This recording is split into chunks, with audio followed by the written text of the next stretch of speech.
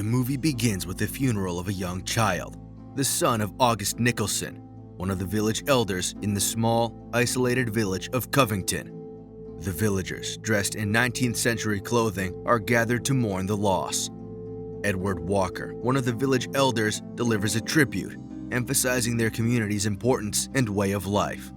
The villagers share a quiet meal, but strange sounds from the woods make Noah Percy, a man with a developmental disability, laugh and clap. A montage follows, showcasing the villagers' cooperative lifestyle, burying anything red and posting a night patrol. An eerie hooded figure in red is briefly reflected on the water. One morning, Edward, the village teacher, finds children gathered around a bloody, fur-stripped animal body. The children insist they didn't place it there and attribute the act to those we don't speak of, believed to be carnivorous monsters. Edward reminds them of the village's truce: avoid the forest and the creatures won't intrude. That afternoon, the village elders meet to discuss upcoming celebrations. Lucius Hunt, son of Elder Alice Hunt, requests to speak. He explains that his mother is unaware of his intentions and expresses his distress over a recent child's death. Lucius seeks permission to cross the forest to neighboring towns for new medicines, believing the creatures won't harm him due to his pure intentions. His request is denied. That night, Alice questions Lucius about his plans, but he only mentions keeping a friend company in the watchtower. Lucius joins the night's watchman, Finton Coyne, who is surprised and grateful. Lucius asks Finton about other towns, and Finton describes them as corrupt places. The following day, another furless animal carcass is found. The elders assure villagers that it's the work of a mad predator, not the feared creatures. On the way home, Edward talks with his daughter Kitty, who wants to get married. Edward is displeased that the boy hasn't asked him, but grants his blessing when Kitty reveals the boy is Lucius. Kitty confesses her love to Lucius, who gently turns her down. Heartbroken, Kitty spends the evening crying in her blind sister Ivy's lap, while Ivy sings to comfort her. Meanwhile, Lucius delivers wood to August's house. August comments on their silent bond and Lucius's kindness. At the village's edge, boys engage in a game of bravery, standing on a stump facing the forest with arms outstretched to see how long they can last without getting scared. The current player insists he hears noises but bravely holds his ground. August tells Lucius that sorrow is unavoidable, glancing at a mysterious black box. The boys run away from the stump, overwhelmed by forest sounds. The following day, Ivy calms Noah, who is hitting other boys. She warns him about a special house for misbehavior, and they strike a deal. They race to the resting rock with Ivy cheating. At the resting rock, they find Lucius, who shares food. Ivy mentions her sister's tears after Lucius turned her down. She reveals she can sense Lucius's presence because he emits a faint color like her father. When Noah chases a bird, Ivy tells Lucius she knows he has feelings for her, as he stopped touching her years ago. Noah returns and places a toad and red berries in Ivy's hand. Ivy smiles until Lucius points out the berry's bad color that attracts the feared creatures. Ivy suggests burying them. Lucas asks Noah where he found the berries, and Noah leads him to the spot. Hours later, Lucius addresses the elders again, informing them about the berries Noah discovered near a drawing on the resting rock. This indicates that Noah has been entering the forest without having any problems. Lucius argues that this supports his belief that he can do the same and requests permission to go to other towns for medicine. The elders refuse his request. That night, Alice shares a story with Lucius about the dangers of the outside world. She recounts how his father was found naked and robbed by a river after a trip to the market. She wants him to understand the risks involved, but Lucius insists his motives are for the villagers' interests, not his own. He also mentions the secrets hidden within the village, like the black box Alice keeps. Alice explains it's to protect herself from the memories of past evils. Lucius wants to open it, but Alice refuses and suggests they speak to Edward. Lucius states that Edward has feelings for Alice because he avoids touching her. The next day, boys in yellow cloaks walk along the village's border, painting a yellow line on the torch posts that mark their territory. Lucius is among them, but doesn't return with the others. Instead, he enters the forest. He soon finds the berries and hears growling. He sees a creature retreating and decides to return to the village. By the time he arrives, it's nighttime, and he finds Ivy outside her house. She tells him she heard from her parents about his intention to leave the village for medicine. She admires his noble goal, but thinks it's not smart. Ivy also mentions that her older sister is getting married. Finton hears a noise in the watchtower and opens the hatch, expecting Lucius. Instead, he sees one of the creatures. After a moment of hesitation, he rings the bell to alert the village. Panic follows as everyone rushes to their homes to hide.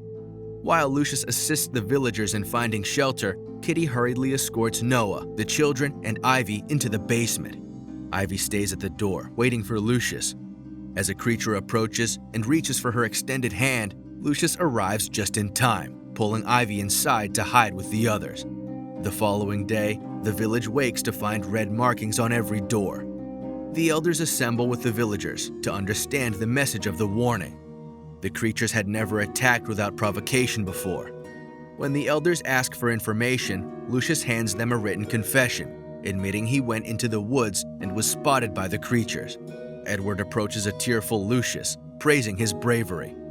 A few days later, the village gathers to celebrate Kitty's wedding. The celebrations include large amounts of food, decorations, dancing, and a ritual where two men in yellow cloaks leave meat on a rock for the creatures.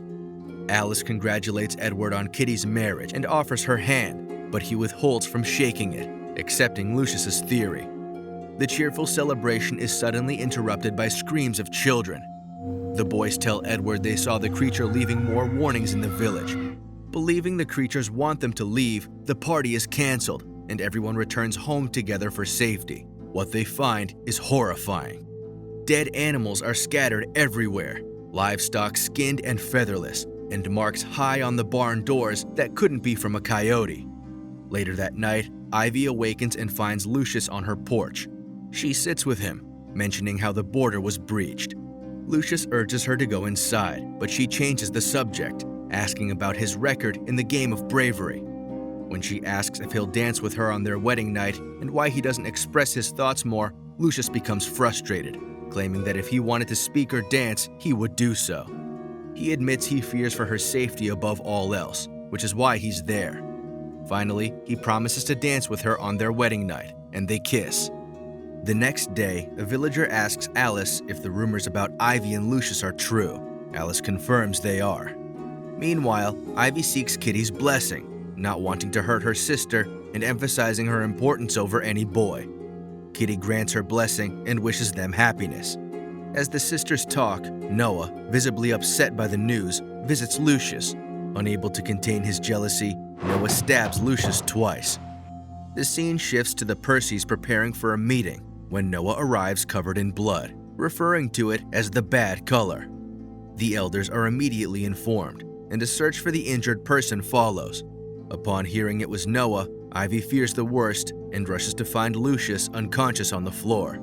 She cradles him, and when Edward arrives, she tells him she can't see Lucius's color. Hours later, an elder informs the villagers that Lucius is fighting for his life, but could pass at any moment, urging everyone to pray for him. Overwhelmed with anger, Ivy visits Noah and slaps him repeatedly until his father removes her. Noah can be heard crying and smashing things after being locked up again. Later, Ivy speaks to her father, expressing that if Lucius dies, she will too. She pleads for permission to travel to the towns for medicine. Edward consults the doctor about Lucius's condition. The doctor says they can only hope and pray, but admits that if they could contain the infection, Lucius would have a better chance. Alice pulls Edward aside, reminding him of the oath they swore to.